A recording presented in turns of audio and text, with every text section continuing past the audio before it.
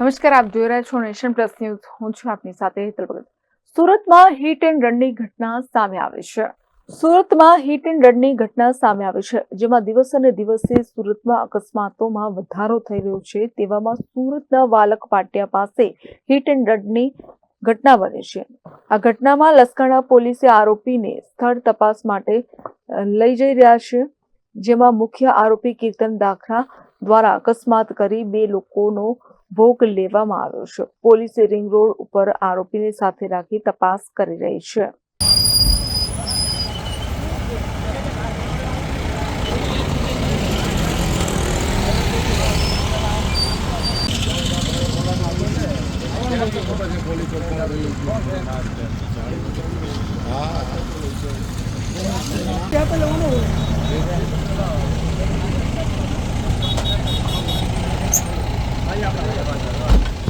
Bureau report, nation plus news, Surat.